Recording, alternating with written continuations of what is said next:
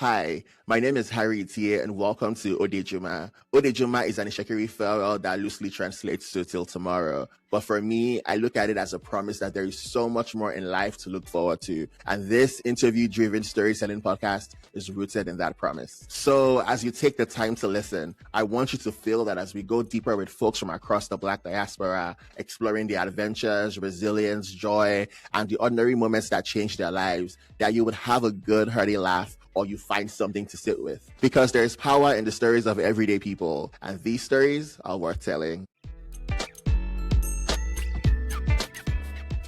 Hey y'all, welcome to another exciting episode of Odejuma. I am really happy to be having this conversation today. But before we dive right in, I want you to, if you're watching on YouTube, use the subscribe button. Because when you subscribe, it helps grow the channel. When you like, when you comment, when you do all the things, it helps grow the channel. So I want you to do that. If you're listening to us on whether it's Apple Podcasts, Spotify, or wherever, if you like and follow the podcast, it increases our discoverability. So I want to encourage you to do that right now as we get the episode started. So like I said, it's an exciting episode today. My guest today is Ozoz Sokoh. She's a culinary anthropologist and food explorer known to many as Kitchen Butterfly, and she has spent more than 15 years chasing the history inside Nigerian food. Her debut cookbook, Chop Chop, Cooking the Food of Nigeria, is the first Nigerian cookbook to win a James Beard Award. She's also the founder of Feast to Freak and a food and tourism educator. Welcome, Ozoz, to Odejuma. Hi, Ozoz. How you doing? I'm good. Thank you for having me. I am so excited to be having this conversation with you. The last time we spoke was in 2018 for Zamari Conversations, where we made mushroom suya. That was such a great conversation and a great It time. was. Yes. I'm going to actually link it in the description so folks can go watch that as well. Because there were lots of like gems that you dropped in that conversation. But before we go into our conversation, I want to congratulate you first. Chop Chop just won the James Beard Emerging Voice Award in books, and it's the first Nigerian cookbook ever to do so. How are you feeling about winning that award? Take me back to when you found out that you were the recipient of this award. I was shocked, thrilled, excited. You know how it is when you get news that perhaps you're not expecting. So many emotions, but most of all, a sense of accomplishment. This book that I wrote, that I poured my heart and soul into, has been recognized. And that was one of many recognitions. You know, there've been Nigerians recognizing it. There've been people from all over the world recognizing it, but it was a wonderful feeling. And were you in Chicago to get the award? Was it in Chicago that they gave the award, or? Yes. So I was in Chicago for the first time ever. It was this huge event, 500 odd people at the Art Institute of Chicago, and I got on stage. I thought that I would kind of speak my speech offhand because I kind of made notes. Don't ever do that. I think it's always a good idea to have a written practice speech. There were so many things I wanted to say in my speech that I forgot. So yeah, in future I'll be going with like a print and reading off, a piece of paper on my screen. But it was lovely. Just that, there's the audience, right? You see so many faces, you're not quite sure where to focus. There are lights. There's also a time crunch. But it was interesting and I had a great time. That's amazing. I'm really congratulations. I'm so excited for you, so happy for you. Like you said, you have had so many awards. This is not new to you. You're not new to this. You're not new to this thing, like our people will say.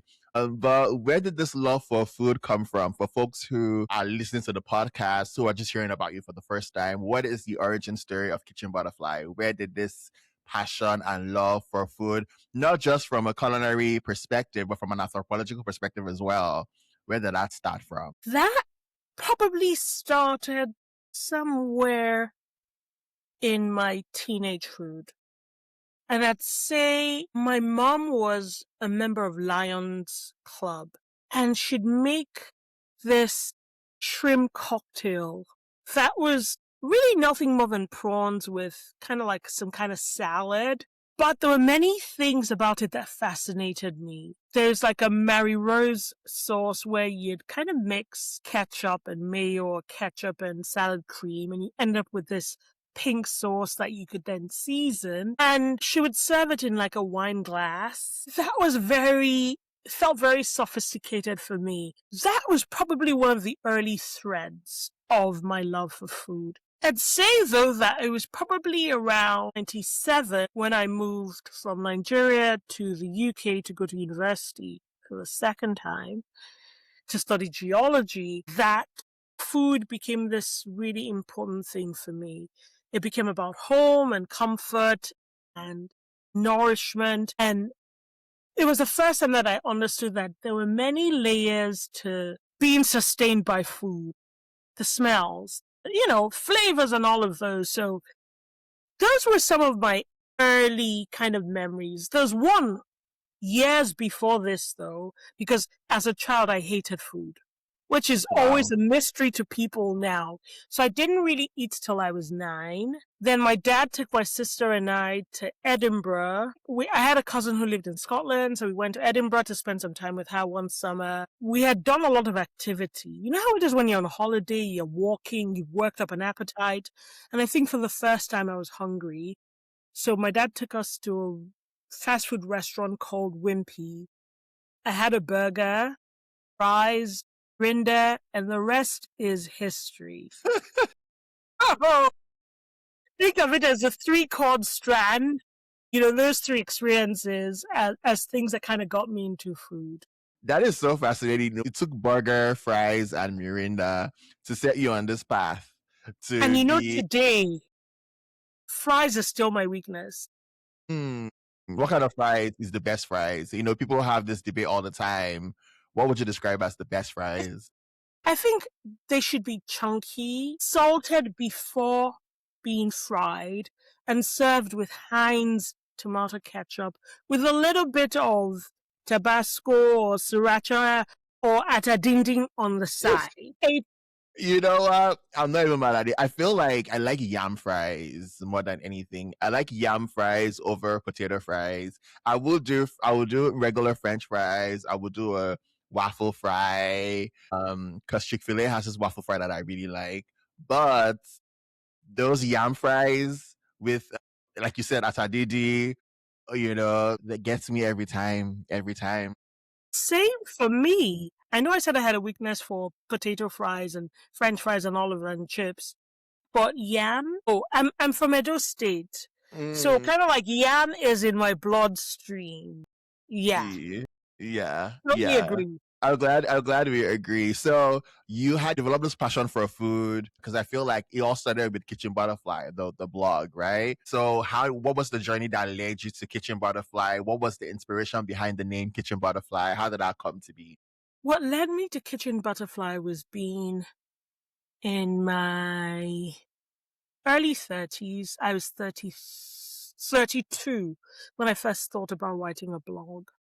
I was working as a geologist. I hated my job, but I was in a tight spot. I was an expat. I was living in the Netherlands.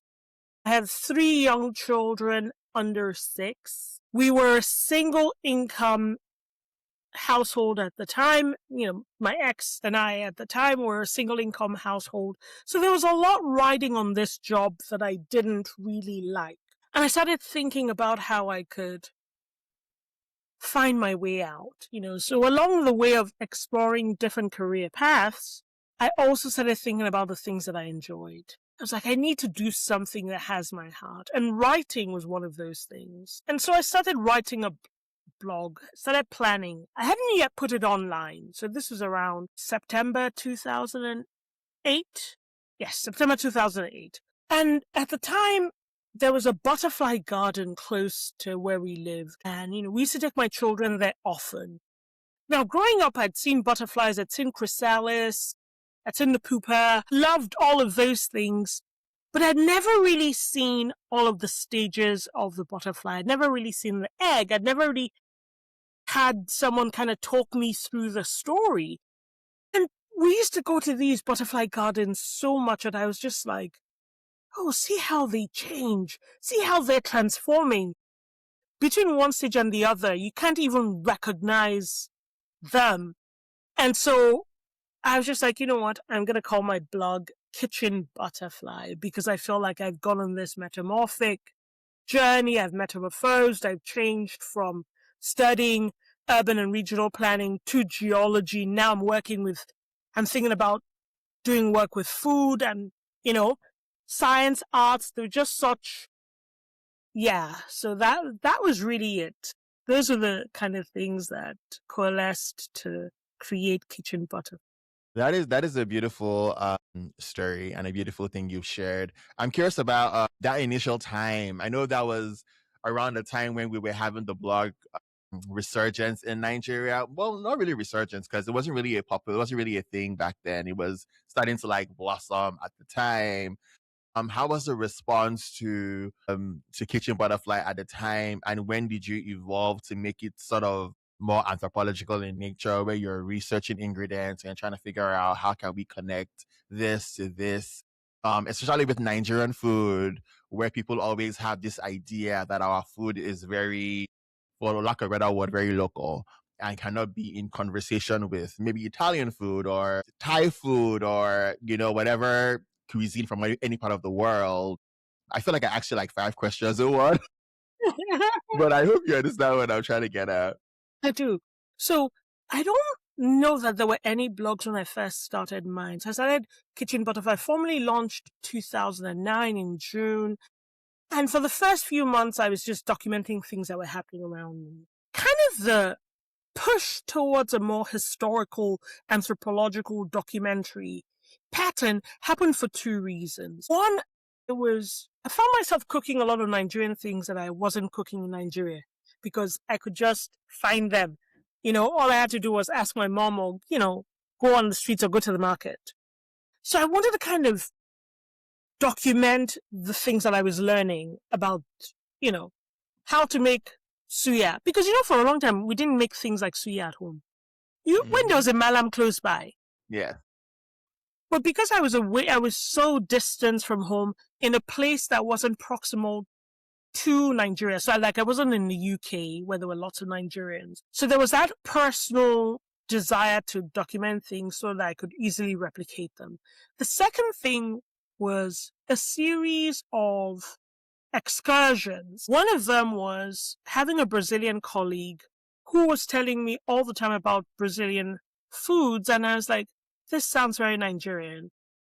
Particularly, he shared it with me about akara, which I was like, that sounds like Nigerian akara. And then I got to learn that there was a whole thread. I was also part of a group of bloggers led by a lady who would do this cross-country or cross-global blog tours every year. So every year she'd select 12 countries and she'd encourage people to learn more about the cuisine of these countries, and to cook more from them. And I decided that for all of the countries she had on her list that year, which were Central and South American, that I would try to find if there was an African connection. And I found from Haiti to Cuba to Nicaragua, El Salvador, Colombia, Jamaica. So those kind of early incidents gave me kind of anchors and probably sparks to research and to explore further, what Nigerian cuisine was. I think at that time I was already convinced that there was Nigerian culinary history. And I think I was convinced of that even before some people thought of it as a thing for Nigerian culture and cuisine. I like that. I like that you say that. And I'm curious to know, how would you describe Nigerian culinary history? How would you describe Nigerian cuisine to someone who might not have an idea of what it is? What misconceptions do you think people have of Nigerian cuisine? I always tell people that Nigerian cuisine is just like any other cuisine. We have fruits, we have vegetables, we have staple crops, we have seasonal produce. Our foods tend to be composed of spices, not necessarily peppery spices, but our food is spiced and sometimes spicy. We have soups, stews, broths. We have lots of carbohydrates and starches, everything from cereals and grains like rice, legumes, beans, millet, sorghum, to things like yams and plantains. And some of the foods are indigenous to West Africa and other parts of Africa, and some of it has traveled long distances. Plantains, for instance, coming from Asia. And I think misconceptions about Nigerian food is it's heavy and starchy, and of course, that's also true to some extent. It's overly spicy. I've met so many Nigerians who don't eat exorbitant or extreme amounts of pepper or chilies. So I think there's a misconception about the spiciness. I also think that people use all sorts of things to dismiss it, to dismiss Nigerian culture. Oh, it's too complicated. It's just like literally, if you can read, you can understand Nigerian cuisine. So yeah. There's always a conversation around elevating Nigerian food, right? There's always a conversation around, okay, we need to be able to make it more fine dining appropriate, right? So that we can compete in a much more global perspective. I'm curious to know your thoughts on that and what you even feel about the concept of, you know, elevated in quotes Nigerian food. Also looking at how your cookbook, Chop Chop, has got all these awards, including a James Beard Award, and then relating that to how we have this conversation around how, okay, maybe we need to, elevate, make Gary pasta, or make some version of, I don't know. I have my thoughts about that, but I'm curious to hear what you think about this conversation around quote unquote elevated Nigerian food. There's room for everything on the spectrum of cuisine, right? From street food to like super artsy and artful. Sometimes I wonder if the language and the framing and the use of the word elevation or elevate is suggesting that at its core, it needs that. Nigerian food is some of the most delicious food I've had the world over. I haven't traveled to every country, but I've done a fair bit of traveling, whether that is physically or by plate. Nigerian food is up there in terms of flavors, textures, combinations, like hard to beat. So, caution around the terms elevation. Now, do I believe that there are multiple ways to explore Nigerian ingredients? 100%. I think that we can use gari to make pasta and 20,000 other things. And that for me is where the wealth and the richness of the ingredients shine, right? In understanding the range of possibilities. Because I want to enjoy gari in ways that I'm not even familiar with, ways beyond those that I enjoyed when I was a child. So of course I want to enjoy the multiple possibilities, but that it needs elevation, I don't know. Exploration, yes, we can all get our hands dirty and kind of finding out all the wonderful things to do with it. Yeah, yeah. I think the example I gave, for example, the guy with the Gary pasta, I'm like, I get it, but why do we need, like, I don't think we need Gary pasta. You know what you know what I'm saying? I feel like, maybe we can do something else with Gary. I feel like the idea that we have to make Gary pasta for Gary to be elevated in quotes, I think that was like my own pushback. Like, okay, Gotcha. you know what I'm saying? Like Gary, Yeah, we don't need to do that. We don't need to do that though. We don't need to do that. But you know what I'm saying? yeah. So I've used gari, for instance, instead of cornmeal to make a crust on things. So, like when you're deep frying and you toss things in cornmeal to give it that crisp exterior, I've done that with gari. It has similar textures. It's also gluten-free, and it's a very, very nice contrast. Those are also some of the ways that I think I'd love to see us discover new possibilities and new things to do with the same ingredient. Mm-hmm. Mm-hmm.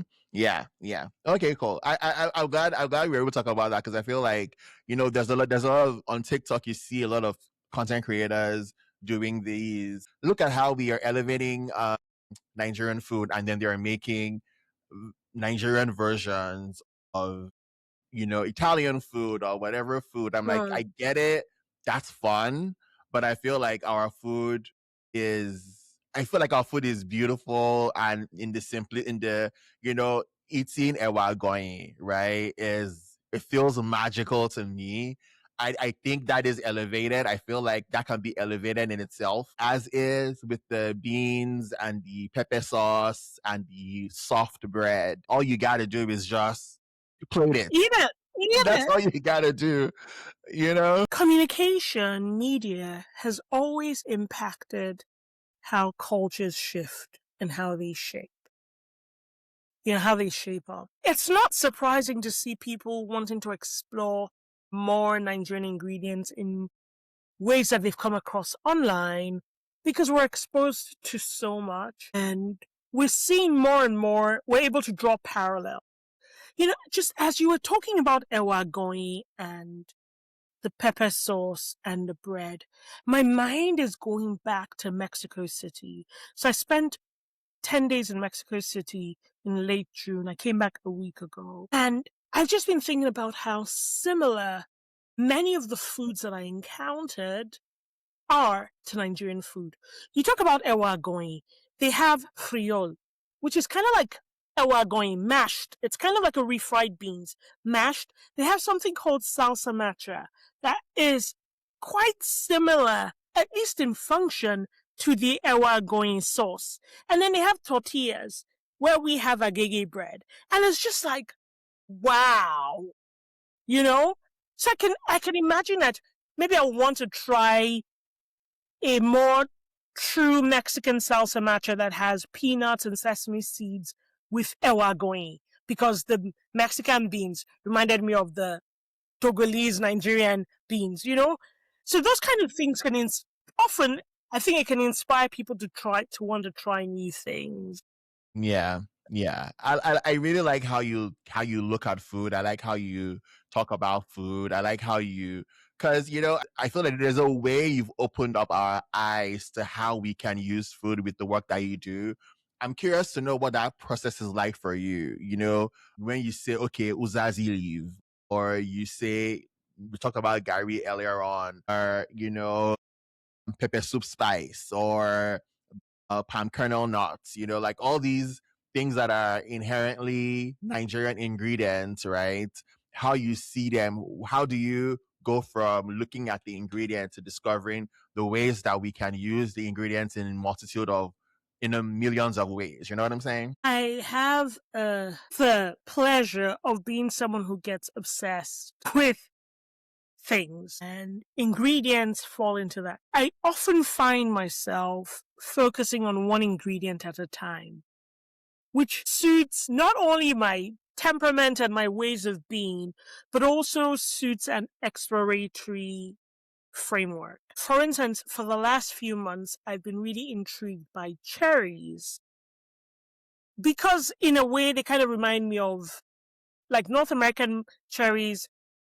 Particular sour cherries remind me of Nigerian agbalumo, udara. But I found myself in this framework where I'm like, okay, this is a cherry. What does it look like? I trained as a scientist. I'm a geologist. So there's a very sensory approach, first principles approach to the start of my work. So when I find a cherry, for instance, I'm like, what does this cherry look like? What does it smell like? What does it taste like? What does it sound like? What does it feel like? Before I even get deep into things, I want to be able to define what it is. And then I want to kind of spark any memories I have of it. This North American cherry reminds me of some kind of udara that I've tried in Nigeria. And then the next thing I do is, can I eat it raw? Then when I go to cooking it, I think about a number of things. Can I boil it, steam it, bake it, pickle it, dry it, roast it? Like, how does it function under various temperature and pressure conditions? Is it great in drinks? And then I just start thinking about all of the different types. What is it like dried? What is it like fresh? How can I use it? So, for instance, I recently made a cherry yuzu chapman. That is amazing. Really, really amazing. And I think it took understanding what are the elements of chapman. It's a cordial, something sweet, something slightly sour, maybe a little tart that gives color. Ribena can do it, grenadine syrup can do it, but cherry syrup can also do it. Then, okay, I have the orange soda. But you could also use mandarin soda. You could also use another kind of light soda. Then I'm like, okay, instead of using lemon and lime soda, I could also use yuzu and lime, right? And so, but I feel like by understanding the framework, what the key elements are, I'm able to think about what substitutes to make and then craft something that still, for me, always respects the original, always respects and pays homage to the history and the origins, but is a spin. Mm, You definitely love a spin, you know.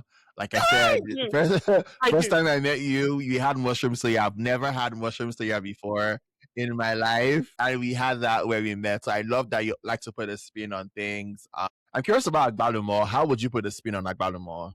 As is, right? So, if you don't know, I think many people know me as the Agbalumo Queen. Mm. I have done so many things with it. I've made Agbalumo wine. I've done like alcohol infusions with Agbalumo. I make an Agbalumo soda that's stunning. But one of my favorite things to make is an Agbalumo carrot cake. So it's an upside down cake. The base is chock full of agbalumo, and then you have this really kind of soft, lightly spiced carrot cake on top. And then when you flip it over, I always do an unveiling. You just get this beautiful, glossy, icky, slightly puckering chunks of agbalumo with the soft cake. My children can't get enough of it. I have to make one soon. But yes, Mm. Where can we find these recipes? These agbalumo recipes? on my blog, Kitchen Butterfly, you'll find the agbalumo upside down carrot cake. Okay, cool. You started your work when you were in the Netherlands, and then you went to Nigeria. You came back home to Nigeria, and now you're in Canada. How has that changed how you view food? You've been in Europe, you've been in the UK, you've been in back home, and now you're in North America. How is that shaping your perception of food in general, but more specifically Nigerian food? One of the things that first became obvious to me when I was working with food early on was how similar many cultures and cuisines were. For a variety of reasons. Cultures tended to have done something called, I think it's cultural convergence, where we kind of came to the same conclusions about a number of things. Geographies apart, like wrapping food in leaves. So you'll see that many cultures have some kind of tradition of wrapping food in leaves, using some kind of grinding stone or mortar and pestle. That's something I would have likely developed independently across the world. And I continue to see even more similarities between cultures and cuisines, some shaped by global trade, some shaped by colonialism, some shaped by transatlantic enslavement, but there are similarities in the ways that people eat, in the ingredients that they use. Every culture kind of has some broth, some soup that's spiced, that is a good postpartum soup, or some kind of cough syrup or remedy that's great when you have the flu. You know, I think I'm in an era where I'm continuing to find and document red threads that connect cultures and cuisines across geographies, across borders. So that's something that has really stood out even more for me since kind of settling in Canada 6 years ago. Yeah, like pepper soup, for example. Everybody has their version of pepper soup, like you said. And it's so funny to me if I feel some level of flu, if I'm feeling whatever it is I'm feeling, I'm just like, I gotta have pepper soup, I'll feel better. I just need pepper soup and some Tylenol. I'm good. Yep. I am good. Yeah. It is so interesting. Like I'm just even like, coming to the terms with that in my head. But yeah, let's talk about Chop Chop for a bit. So talk to me about the history of Chop Chop. How did that come? I love the name, right? Chop Chop, cooking the food of Nigeria. Beautiful, beautiful, beautiful cover. Tell me about how you came about that book and what was the journey like into documenting the food, Nigerian food, basically? In 2013, I was going to launch a publication. I'm still thinking about launching a publication 13 years on. And I was going to call it Chop Chop. That didn't happen. Fast forward to 2019. I was like, yeah, I've been working on kind of like a new Nigerian cookbook proposal. At that stage, I was really fascinated by all of the things Nigerian ingredients could do, and so I wanted to write a book to document that. My friend and photographer, James Ransom, messaged me one day in late 2019, and he was like, oh, I really want to come to Nigeria. And at that time, like that week, I had had a dream about him as well. So I was like, it's meant to be. So anyway, he comes to Nigeria, and at the back of our minds, we're like, you know what, we'll work on a project. So we went everywhere. We took photos. We went out. We ate lots of things. And then in 2020, I moved to Canada, and I was like, James, I really want to work on this book. And so the first stage was writing a book proposal. And I didn't really know where to start. I was afraid anyway. I was just like, this is such a big undertaking. But James was really, really supportive. He found a sample of a proposal. When that didn't work for me, he found someone who I could hire to write my proposal with me. And then shortly after, I met a friend who introduced me to her agent. And that was kind of like another major step, because her agent, now my agent, Jonah, was like, New Nigerian Kitchen sounds like an interesting idea and concept, but I think it is one step ahead of where you need to begin. A foundational cookbook that introduces readers to Nigerian culture and cuisine is probably a better idea and a better place to start.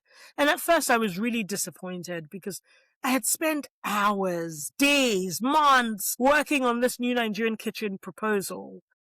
And so I had to redo that, and it was just exhausting. But in the end, with Jonah's help, we got the proposal ready, pitched to some editors, and then it was like a 2-3 year journey to Chop Chop, the writing.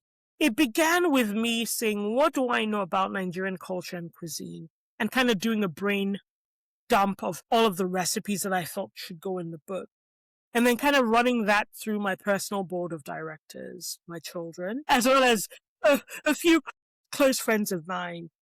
What I did want to happen was I wanted it to be as thorough as possible coverage of the regions of Nigerian culture and cuisine. So I wanted representation, and in multiple ways and multiple recipes of all of the different regions. I didn't just want it to be all of the recipes I knew from like the South and a few from the North. And I think that was a big goal, but I really had a great set of people who I was reasoning with, who kind of, helped me on the journey.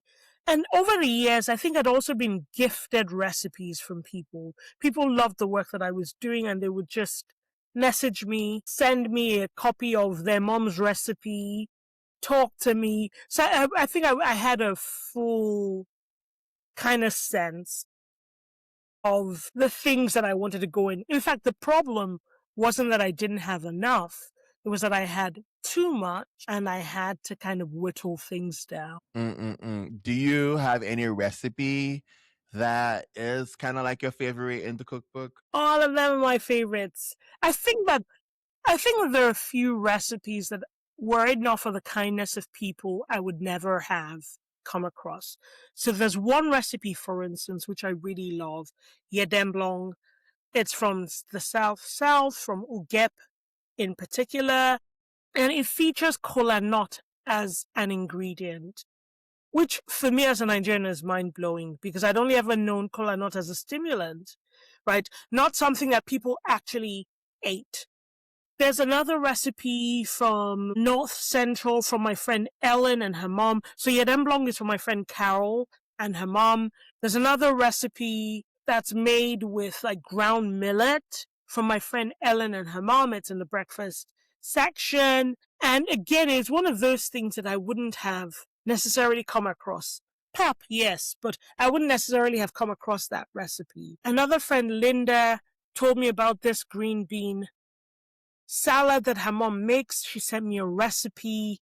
I was able to use that to develop mine. So it's just like, it's these gifts where it's almost like people recognize, or people message me because they're thankful for the work they say I'm doing, and then are gracious enough to gift me these recipes that I would otherwise not have come across. That is very beautiful. And how would you describe the response to the cookbook? I know, like I said, we have the James Beard Award. I know there was a New York Times review as well. But like people that are engaging, that have been engaging with the cookbook, what testimonials have you heard? What have stood out about the things that people are saying about? I'm going to split it into two groups of people: Nigerians, West Africans, people from the Caribbean, Black people. I have seen testimonials from a 2-year-old who's sitting on his potty and kind of going through the pictures in the book, and his mom was like, see, to like grandparents, to like teenagers and young adults who are like outstanding. The storytelling, the voice, the imagery, the recipes, all of those. And that, more than anything, has been comforting and affirming. And then you have a group of people who are leaning on tropes, I think, of how difficult and complicated Nigerian cuisine is, that they won't even look, right? They're like, I don't know where to start with this ingredient. You don't know where to start with rice and beans. Same things you have in your culture. Like, and I think that that's been quite interesting and surprising. But overall, I'd say I'm thrilled with people's love for it. I love it. My people love it. For me, also, it's not a 1-year wonder. This is a book for generations. So I'm okay with, not everyone discovering it or falling in love with it right now. There's room. Mhm. There's room for all of those to happen. So. Okay, Chop Chop Cooking the Food of Nigeria is currently available. It's been out for a year now, over a year. Mm-hmm. And in the time that it's been out, I want to say, like I said, it's the winner of the Emerging Voice Award for the James Beard. It's a gold winner at the Nautilus Book Awards. It has a Taste of Canada nomination.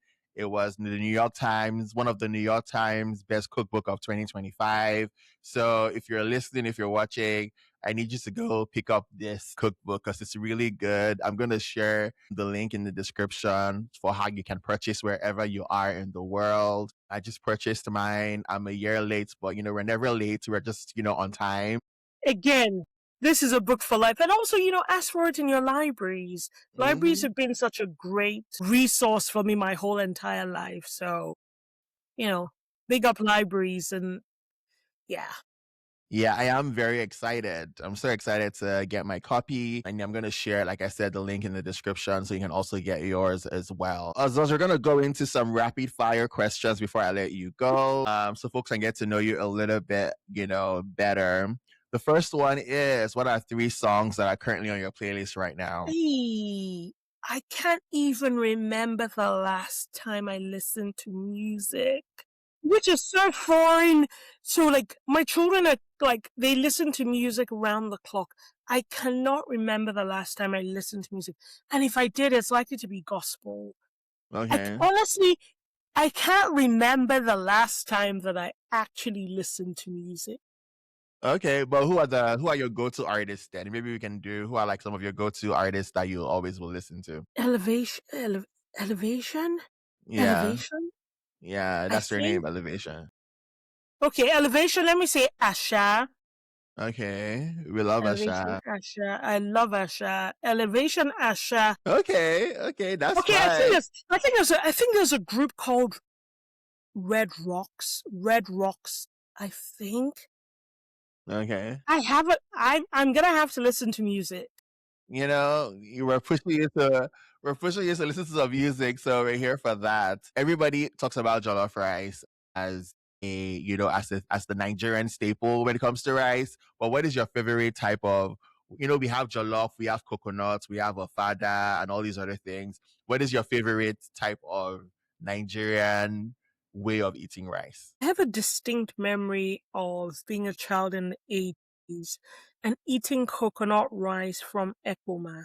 So, like locally grown Nigerian rice, which is red streaked, kind of looks like ofada, kind of like the red striations on the grain, but with the sweetest aroma and flavor with like fresh coconut milk. Oh my God. On a Sunday afternoon, steamed cabbage, green peppers, onions, and carrots with well-made, well-fried stew with meat. Yeah, I love Okay. jollof though, but this coconut rice is kind of like deeply embedded in my memory. Okay, okay. I want to try that now. The way you described it, I'm like, whoa, I need to have that coconut rice. Where is your when you're in Nigeria? Where's the favorite? What is your favorite market to go shop at? Oyinbo. Early in the morning, you want to do a 6 a.m., 7 a.m. jaunt through Oyigbo when, everything is fresh. The Mm, traders are, well, I said fresh. That market probably never sleeps and people are there from like 4 a.m. But kind of like that early in the morning before it gets really, really chaotic. It's kind of cool. You can do your anthropological journeys, talking to people, finding what's seasonal. That's my favorite market, hands down.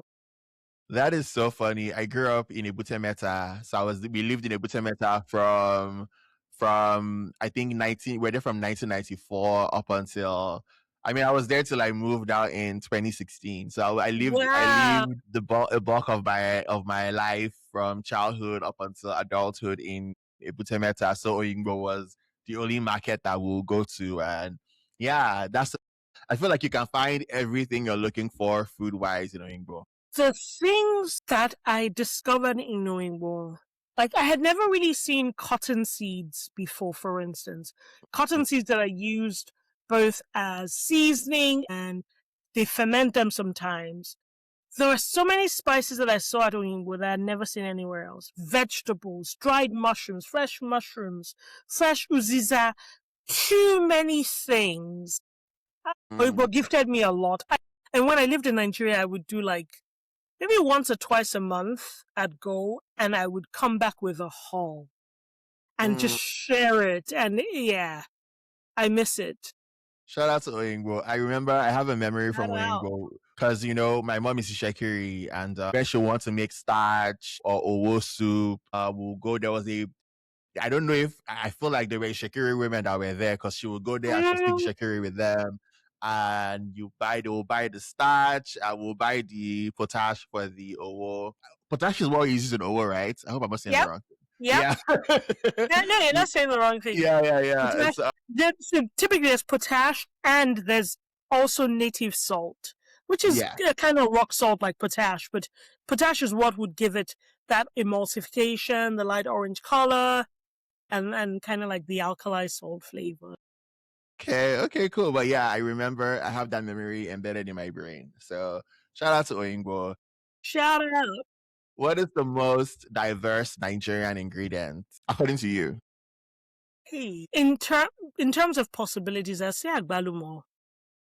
Say that there's so many things you can do with it that are unexpected, and all of them are a delight. So I'd say udara, agbalumo, cherry, African star apple, whatever you call it. Okay. Okay. Are you team sweet or savory? Oh, I'm team savory. Both both sweet and savory. I have a sweet tooth, Okay. but I also like savory things. Probably more sweet, to be honest. Okay. Okay, cool.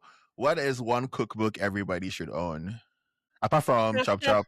after Chop Chop Cooking with Food of Nigeria, I love a book called The Kudeti Book of Yoruba Cookery. It is a 1934 small 100-page cookbook, but it has a lot of gems and there's a lot that you can unravel and tease out of it historically. And that's definitely Mm. one. But get Chop Chop before you get that one. Get Chop Chop. But like I Get said, Chop Chop it's in first. the description. Get Chop Chop. Is there, if you were to make Nigerian food, like to introduce Nigerian food to people who are not familiar with Nigerian cuisine, and you want to serve like a nice 3-course meal for them, what would it be? What would your menu look like? My menu would begin with pepper soup and maybe some agege bread rolls, because people understand bread and soup. For the main course, I would do a rice spread, white rice, jollof or fried, with a variety of sides. There would be moi moi. People understand tamales, so people will be able to understand moi moi. There'll be dodo. People are familiar with fried plantains in a variety of forms.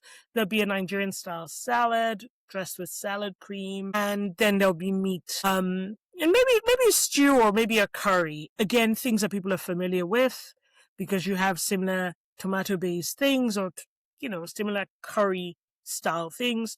And then for dessert, I would do some kind of pudding.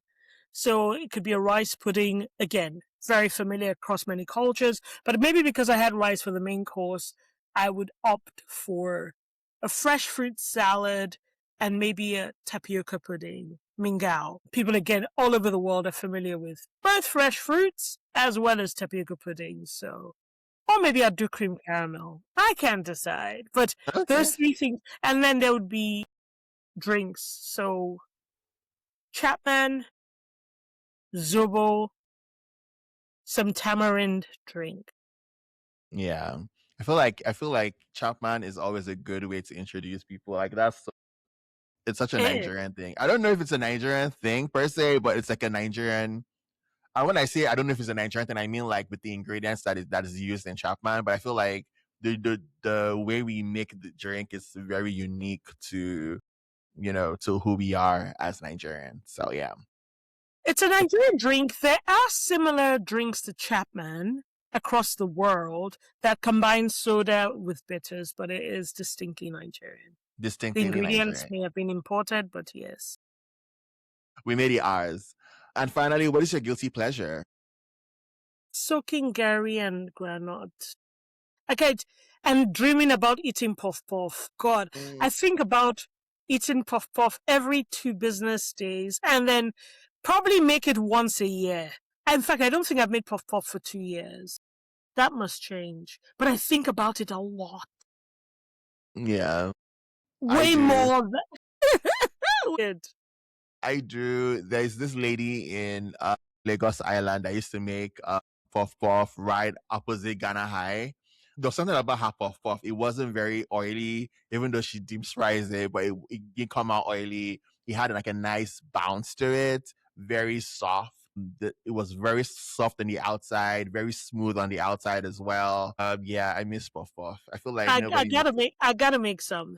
You should. You really, really should. It's been so great talking to you, learning about your journey and where you are now. I think before I let you go, I'm curious to know, where do you see your journey with food taking you in the next like 10, 15 years? You've already done a lot since you started diving deep in like the the late 2000s into your discovery and your learning and your exploration of Nigerian food. But I'm curious to know, where do you see this going in the next 10, 20 years from now? So I recently turned 50. So this is a very good question. I'd love to do a TV series putting Nigerian cuisine in context of global cuisine, exploring and documenting similarities with a companion podcast. I'd love to write more books. I've been thinking a lot about legacy, about how I can broader share my work, my frameworks with people who might have similar interests to me. So whether that is developing some sort of residency or internship program, or writing group or exploratory group where I'm able to share with people. People are always curious about my methods, my processes. Yeah, I'd also like to write another cookbook, particularly my new Nigerian kitchen cookbook, and I have a few other ideas. Most of all, I hope to be in good health, with wealth and love and joy and all of the things that kind of make life meaningful. Yeah. So Yeah. those are the things that are top of mind. That is awesome. That is awesome. Well, thank you, Ozoz. This has been such great conversation as well. I knew it was going to be great because we've done this before and it was great before. And so I was really excited to have this conversation. It's a long time coming. So thank you so much. We really, really appreciate you for coming on and sharing more about your journey with us. Thank you for having me on. I really, really enjoyed it. I love being asked questions because it makes me think in ways and articulate my thoughts. So I do appreciate it. Thank you very much. No problem at all. And to everyone who's been watching and or listening or both, thank you so much for tuning in again. Like I said before, I'm going to be sharing the links in the description too, so you can follow Ozoz on Instagram and as well buy the cookbook. Chop Chop is available everywhere, but I'll share a link so you can know wherever it is you're in the world, you can know how to purchase the book. It's very important. I just got mine, so you should get yours as well. Don't forget to subscribe, like, comment, share with your friends and your people. Thank you so much. This has been such a great conversation and a great episode. So I see you next time. Odejuma.